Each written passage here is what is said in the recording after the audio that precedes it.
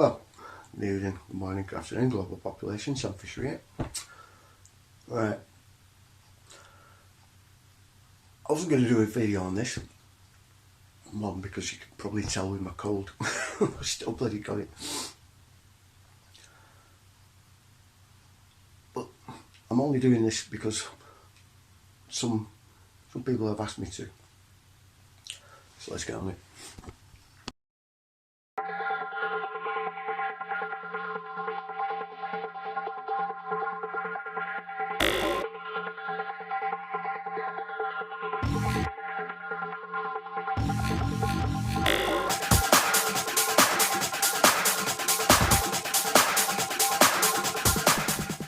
Right, everyone's jumped on this bandwagon, and everyone has got one particular view or the other. Very often, well, in fact, in most cases, they're choosing one side or the other. I'm going to talk about Israel and Gaza,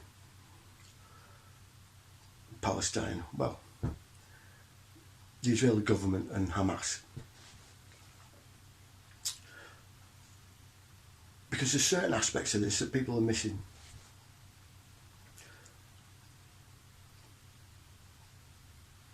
And I think they need bringing up.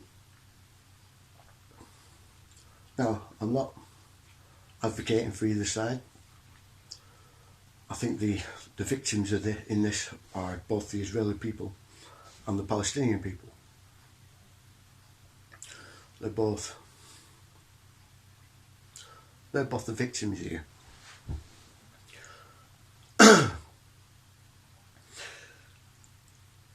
Especially the Palestinians, and for good reason, because they're getting it from both sides, from the Israelis and their own Hamas government. It's a little known fact that say 90% of the Hamas leadership are all intelligence led, all intelligence assets, either for Mossad, for MI6, CIA.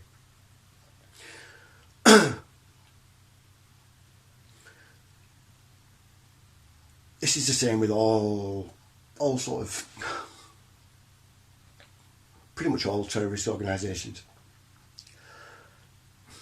We have the same with the IRA leadership, Patrick McGuinness, Jerry Adams, all them. They were all MI6 assets, all trained at Sandringham. All became part of the political wing. So basically they were British government. The same is true with Al-Qaeda. The Mujahideen, they were set up by the CIA. The Mujahideen who Al-Qaeda were previously, during the Soviet occupation. They became Al-Qaeda, or the database after that. Essentially, Osama bin Laden was the was probably the most used wet worker for the CIA that they've ever had. Yes, he was a CIA asset. Hamas are exactly the same. They're no different. Same with ISIS. The only thing with ISIS, they didn't exist. ISIS never existed at all. They were all Al-Qaeda operatives or British and US Special Forces. Well, yes, they were. Like it or not. They were the Pentagon's bogeyman, or at least al-Baghdadi was. You know, he died 4 times, right? Since 2014 up until 2020 when Trump killed him, apparently. 4 times. His deputy, whose name escapes me right now, has died twice. Once Biden killed him, like the last time, and before that it was Trump. There's a lot there's a great deal about all this situation in Israel at the moment that is very suspect, and also points to the fact that Hamas have intelligence assets in their upper echelon, in their leadership. Israel has quite possibly the most technologically sophisticated and sort of almost impenetrable border security there is in the world, supplied by countries like us, yeah, the UK and US. To say they could detect a gnat's fart coming across that border is an understatement. They could detect the gnat's fart before it even came out of the gnat, yeah, and cross the border. They really could. So paragliders, right, coming across that border, like they did, twice, I might add, right, twice. It didn't just happen once, it's happened twice. It's very suspicious. Very, very suspicious. No, Marley, wrong time, go on, sit down. Very suspicious.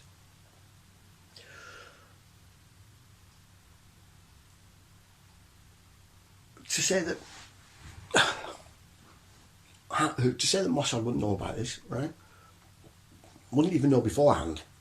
Because bear in mind also that Palestine, like Gaza, around there, is probably the most surveilled area in the world also. Yeah? They would know about something being planned like this, most definitely. There is no way they could do it in secret, unless you had help. Which means you have to have intelligence help. Iron Dome, right? Didn't even kick in. Yeah? Didn't even kick in to shoot these paragliders down that were coming across the border. Both times. Which starts making you think, well, why? Why didn't it? Why didn't it go off? Yeah? Why did it let so many rockets through? Well, it can only shoot down 20. Bullshit, it can only shoot down 20.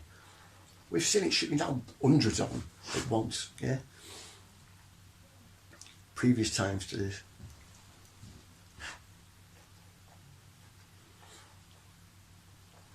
So you have to start thinking, well, why is that? Why is that? What's the benefit?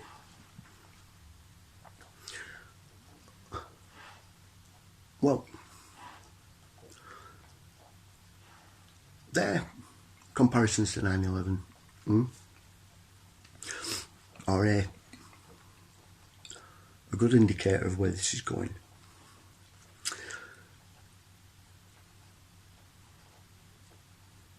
All this talk about Iran is also a good indicator of where this is going. And especially so soon after all this has happened. It's Iran backed, Iran have done it. Now, like I said, I'm not defending Israel's actions in any way, shape or form. They've done just as abhorrent things as people have in Hamas.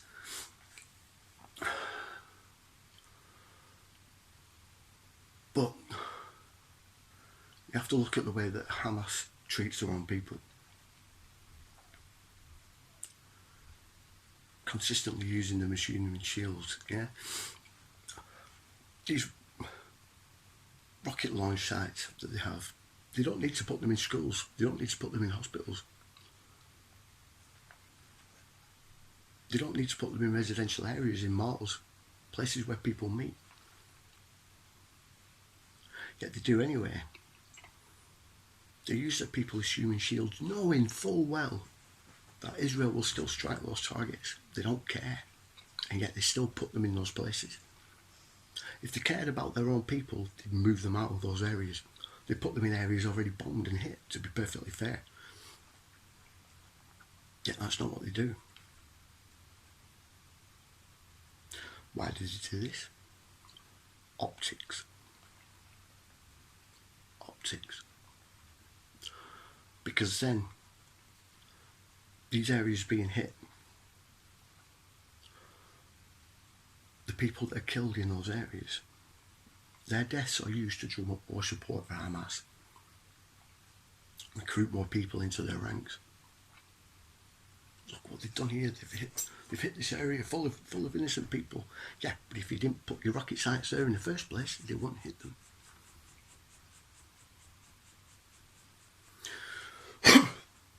It's a propaganda game. This is how you can tell they're intelligence led. because they know this propaganda game. It's the same game that all intelligence-led terrorist organisations do.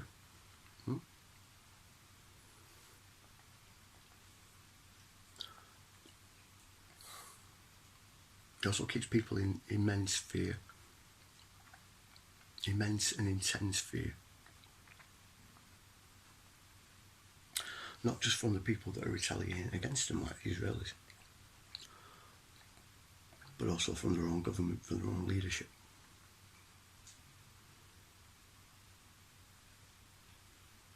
Do you think they're willingly letting Hamas put a rocket site in the back garden or on the rooftop? Thinking, well, it happened to Abdullah a couple of days ago, you know, a bit down the street, and he got hit, right? But you never know, they probably won't hit us this time. So are they doing it out of fear?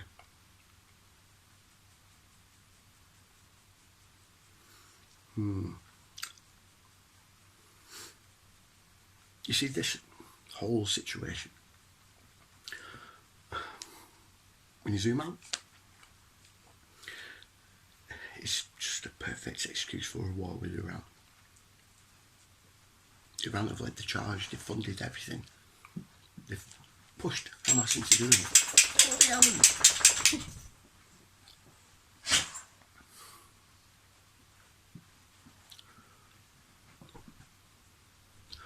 I dare say, Iran might have had a sort of, you know, a word in the rear maybe, but I don't think they would have pushed them into doing it. They wouldn't have done this if they didn't know they'd be able to get a paraglider through. Oh yeah, well they did it the first time. Yeah, but they wouldn't have done it the first time either, unless they knew that it was going to get through. Which means it was let through, especially with the state of the security at Israel's border with Gaza, at that border wall. Now yes, what Israel's done in retaliation is abhorrent, disgusting. But what Hamas are doing to their own people is just as bad, if not worse.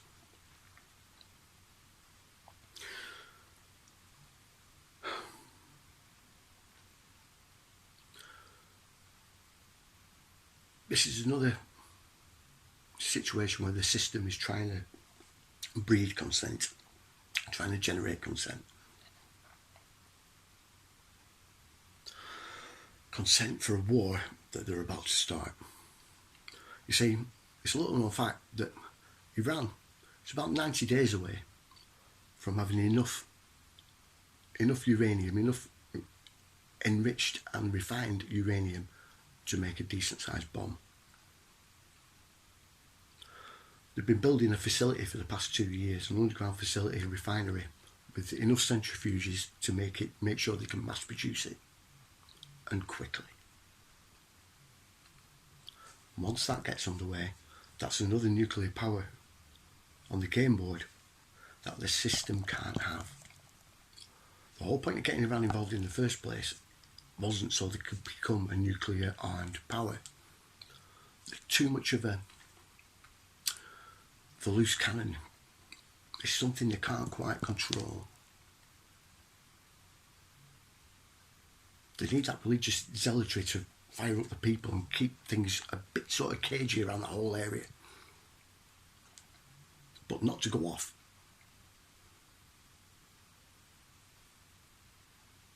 Because then they can't control the game. 3 is enough. That's the way they see it. Yeah? 3 is enough with US, China and Russia all sort of battling together. So add a 4th one into the mix. Like, disregarding Pakistan and India, right? We don't need to worry about those. They've got their own thing going on. But introducing Iran into this sort of trifecta that they have, it's a bit worrying. So they need to start this war fast. This is the perfect excuse to do it.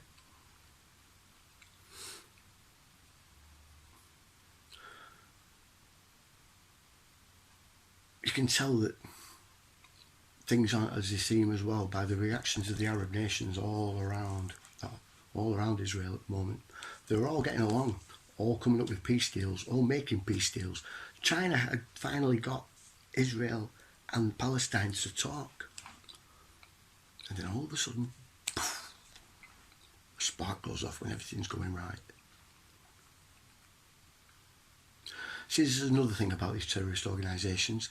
They start off as freedom fighters and then lose their edge, lose that sort of freedom idea. It becomes a sort of cover for their other activities.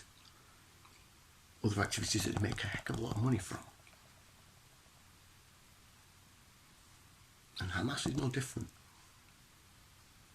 You also have to remember that Hamas was created by Israel as a counter to the PLO. And when they held elections, they didn't really want Hamas to get in there, you know what I mean? But they still got in there anyway. Everyone voted for Hamas. And then Hamas banned elections. So now they can't get them out.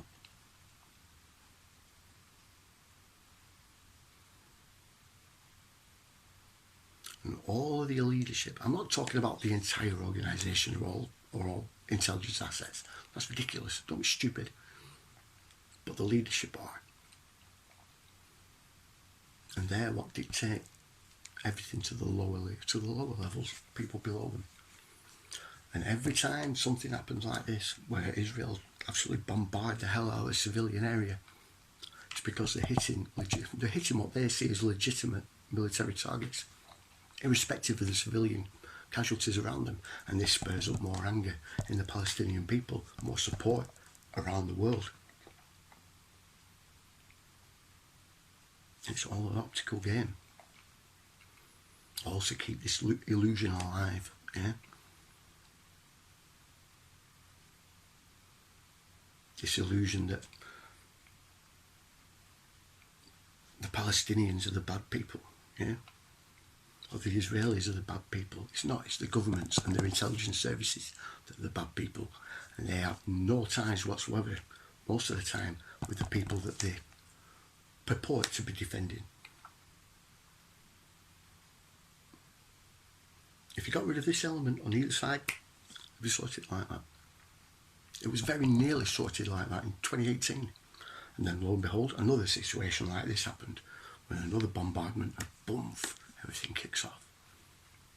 Things get worse. But unlike the Israelis, the Palestinians have it from the Israelis and from their own government, from their own people, Hamas.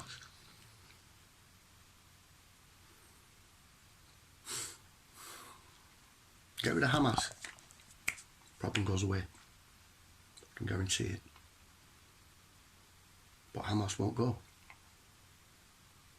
Got too much of a good thing. So's little Bibi Netanyahu. He's just the same. Too much of a good thing. Gives them their excuse to exist still. Friction like this. Alright, it's downplaying it a little bit, but you know what I mean. Anyway, just remember, it's not all as it seems, or what exactly like you may think it is. Anyway, like, share, subscribe.